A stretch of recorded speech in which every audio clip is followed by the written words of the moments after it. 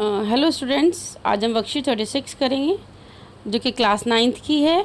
Maths की worksheet है ये 25 सितंबर 2020 की। ठीक है, अब हमारा आज इसमें न्यू चैप्टर स्टार्ट हो रहा है। चैप्टर तो है हमारा हीरोन्स का सूत्र, बट उससे भी पहले कुछ चीज़ें बताने की कोशिश की जा रही है। जैसे कि आप लोगों को पता होना चाहिए कि क्षेत्रफल क्या होता है, परिमाप क्या होता है। तो देखिए, चलिए आइए वर्कशीट में देखते हैं कि क्या है लिखा है। आकृतियों जैसे कि वर्ग, आयत, त्रिभुज और चतुर्भुज की पहचान। तो बच्चों, आप विभिन्न आकारों की आकृतियाँ जिसकी वर्ग, आयत, त्रिभुज, चतुर्भुज के बारे में पढ़ चुके हैं। तो आयत का परिमाप क्या होता है और आयत का क्षेत्रफल क्या होता है। ठीक है, सबसे पहले तो आपको ये पता होना चाहिए कि परिमाप किसे कहते हैं, क्षेत्रफल किसे कहते हैं। क्षेत्रफल किसे कहते हैं, परिमाप किसे कहते हैं। इसको हम एक फिगर के ज़रिए मैं आपको समझाने की कोशिश करती हूँ कि एक मैंने ये बनाया है आयत। ठीक है, अगर मैं परिमाप की बात करती हूँ, इट मीन्स कि मैं सिर्फ बाउंड्री की बात कर रही हूँ। सिर्फ किसकी बात हो रही है, बाउंड्री की बात हो रही है। ठीक है, मुझे अंदर से कोई मतलब नहीं है।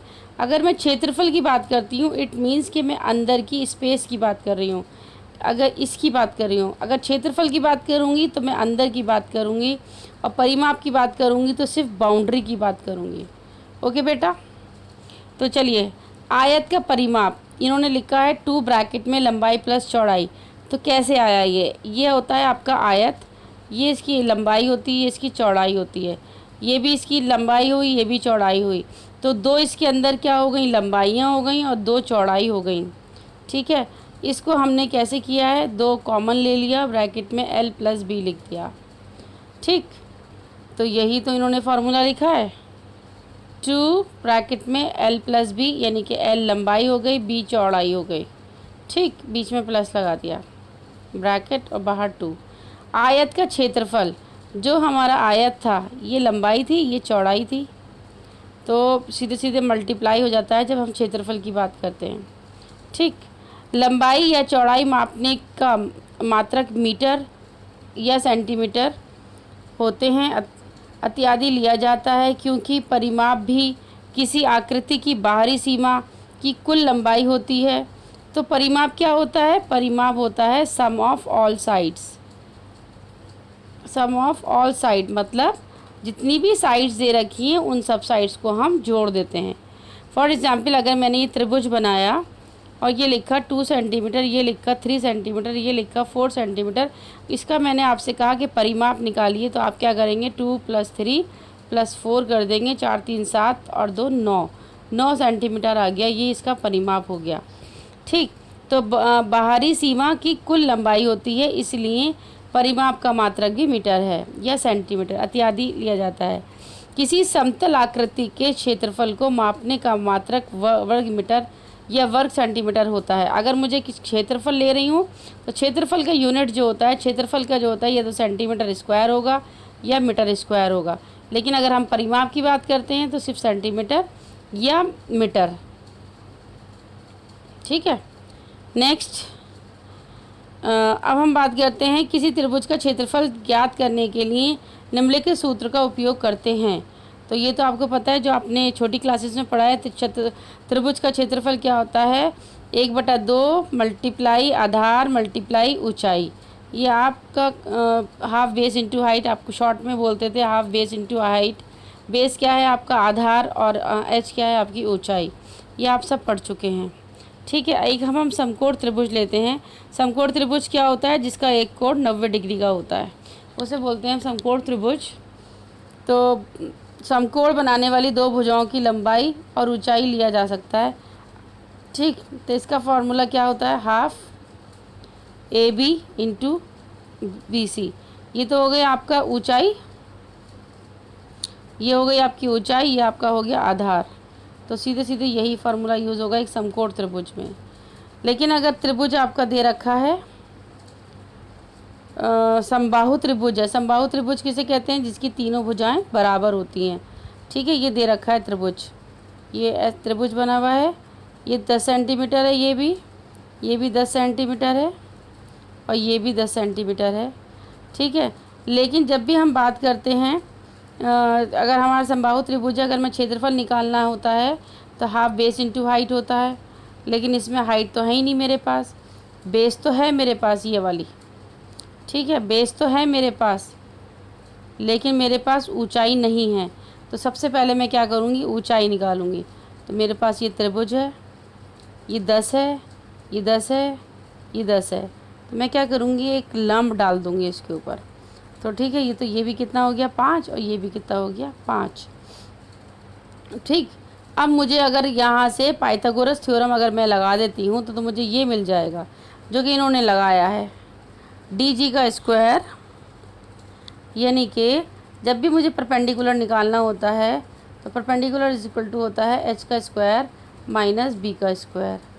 एच मेरा यहाँ कितना दे रखा है, एच हाइपोटेनियस कर्ण जिसको बोलते हैं वो 10 का स्क्वायर दे रखा है, माइनस बेस कितना दे रखा है 5। पूरा तो मेरा ये 10 था, लेकिन आधा मैं इस त्रिभुज की बात कर रही हूँ, तो ये हो गया 5। तो 10 का स्क्वायर कितना हो गया 100, 5 का स्क्वायर 25 और ये आ जाएगा 75। और 75 को जब पी इज इक्वल टू क्या हो जाएगा, √75, ठीक है, जो कि इन्होंने दिखाया है। √75 को क्या किया इन्होंने, 75 के फैक्टर कर लिए और ये आ गया 5√3। 75 के फैक्टर कैसे किए, ऐसे 5 कम 5, 5 पंजे 25, 5 तिया 15 और 3 कम 3, तो ये तो दोनों कॉमन आ रहे हैं, तो बाहर आ गया 5 और अंदर रह जाएगा √3, तो 5√3 हो जाएगा। ठीक है बेटा। नेक्स्ट, जब हमारे पास ऊंचाई हमने निकाल ली तब हमने फॉर्मूला लगा दिया, हाफ बेस हमारी कितनी थी 5 और ऊंचाई हमारी कितनी है 5√3, तो हमारा आंसर क्या आ गया, बेस पूरी 10 हो गई ना, बेस यहाँ से लेके यहाँ तक कितनी है 10, तो हाफ 10 इंटू 5√3, तो 2 एकम 2, 2 पंजे 10, 5 पंजे 25√3, जो कि हमारा ये दिया हुआ है, ठीक है, जो कि हमारा ये दिया हुआ है 25√3। ठीक, अब एक और, अब ये है एक समद्विबाहु त्रिभुज। समद्विबाहु त्रिभुज क्या होता है, जिसकी दो भुजाएं बराबर होती हैं। तो ऐसा है, ये और ये तो बराबर हैं, ये कितना है 5 सेंटीमीटर, ये कितना है 5 सेंटीमीटर, नीचे वाला कितना है 8 सेंटीमीटर दे रखा है इन्होंने, कितना दिया हुआ है, ये पूरा यहाँ से लेके तो यहाँ तक 8 है, लेकिन आधा कितना है 4 सेंटीमीटर। तो इन दोनों की हेल्प से मैं परपेंडिकुलर निकाल दूँगी, जो कि इन्होंने निकाल के दिखाया है। ये पी एस निकालना है, पी है पी और ये है एस का स्क्वायर इज इक्वल टू क्या हो जाएगा, पी क्यू का स्क्वायर माइनस क्यू एस का स्क्वायर, जो कि ये आ गया, ठीक है। पी क्यू कितना है 5 और क्यू एस कितना है 4, 5 का स्क्वायर 25, 4 का स्क्वायर 16 और माइनस कर दिया कितना आ गया 9, और पी एस बराबर कितना हो जाएगा, पी एस स्क्वायर बराबर 9 आ रहा है, पी एस बराबर कितना आ जाएगा 3। फिर हमने क्या लगाया, हाफ बेस इंटू हाइट, तो हाफ बेस तो ये हो गई पूरी 8 सेंटीमीटर, ये लिखी 8 इन्होंने, और ऊंचाई कितनी निकाली है हमने 3, ये 3 डाल दिया, तो तीनों को सॉल्व कर दिया, 2 एकम 2, 2 चौक 8 और 4 तिया 12 आ गया। ठीक है बच्चों। यदि अगर हमें विषम बाहु त्रिभुज दिया हुआ है, विषम बाहु त्रिभुज क्या होता है, जिसकी तीनों भुजाएं अलग होती हैं, मान लीजिए 2 है, ये 3 है, ये 4 है, ठीक है, तब तो हम ऊंचाई कैसे निकालेंगे। ठीक है, तो विषम बाहु त्रिभुज क्षेत्र का क्षेत्रफल ज्ञात करना है, जिसकी तीनों भुजाओं की लंबाई हमें ज्ञात है, तीनों की भुजाओं की लंबाई पता है परंतु ऊंचाई नहीं पता हमें। अगर ऊंचाई नहीं पता तो परंतु इसकी ऊंचाई ज्ञात करने का कोई संकेत नहीं मिल रहा है, अगर हमें ऊंचाई निकालनी नहीं आ रही है, ऐसा करने का प्रयत्न कीजिए। यदि हम विषमबाहु त्रिभुज की ऊंचाई ज्ञात नहीं कर पाते तो इस त्रिभुज का क्षेत्रफल हम हीरोन्स के सूत्र से निकालेंगे। आपसे पूछा जा सकता है कि हीरोन्स का सूत्र हम क्यों इस्तेमाल करते हैं। तो हीरोन्स का सूत्र जो है, हीरोन फार्मूला का इस्तेमाल हम उन त्रिभुज के लिए करते हैं जहाँ पर हम ऊंचाई नहीं पता होती, ये चीज़ हमें नहीं दी होती और हमारे पास निकालने का कोई संकेत भी नहीं होता है कि हम इसको कैसे निकालें, इसकी ऊंचाई को। ठीक है। जब किसी त्रिभुज की हमें ऊंचाई नहीं पता होती, ऊंचाई हमें नहीं पता होती, तब हम यूज़ करते हैं हीरोन्स का फॉर्मूला। ठीक है, चलिए ये थी आज की वर्कशीट, जिसमें आपको 2-3 चीज़ों के बारे में बताया गया है। एक तो बताया गया था समकोण त्रिभुज का हम क्षेत्रफल कैसे निकालते हैं, समबाहु त्रिभुज का क्षेत्रफल कैसे निकालते हैं, और समद्विबाहु त्रिभुज का क्षेत्रफल कैसे निकालते हैं। लेकिन अगर हमारे पास विषमबाहु त्रिभुज है तो हम उसका क्षेत्रफल कैसे निकालेंगे, उसका हम क्षेत्रफल निकालेंगे with the help of Heron's formula. ठीक है, अब ये कुछ क्वेश्चन हैं कि एक क्वेश्चन है, उस समबाहु त्रिभुज का क्षेत्रफल ज्ञात कीजिए जिसकी प्रत्येक भुजा कितनी है, 12 सेंटीमीटर। चलिए उसको हम यहाँ से देख लेते हैं।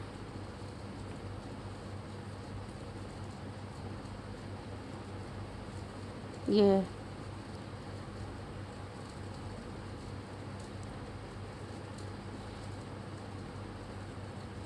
उस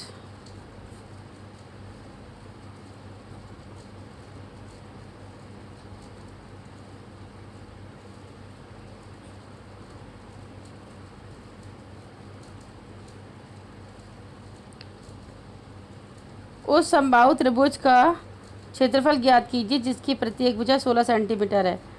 16 सेंटीमीटर है, 12 सेंटीमीटर है।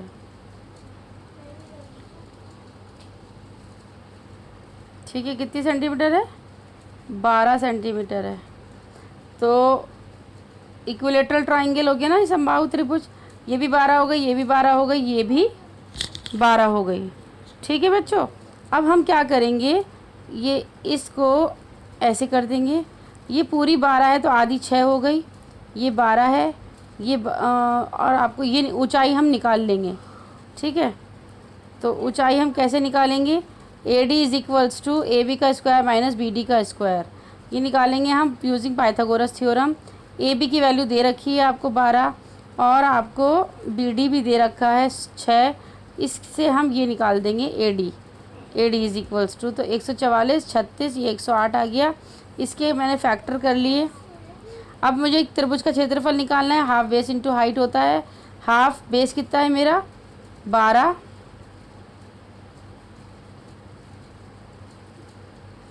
ठीक है 12, और ऊंचाई कितनी निकली है, ये निकली है ऊंचाई, इसको मैंने यहाँ फैक्टर कर दिए, इसके गुणनखंड कर दिया इसको, और इसमें से जो कॉमन था वो मेरा बाहर आ गया है, बाकी जो सिंगल था वो अंदर रह गया है, और इसको मैंने काट के 2 से 2 कैंसिल हो गया, 12 तिया 36, 36 रूट 3 आ गया।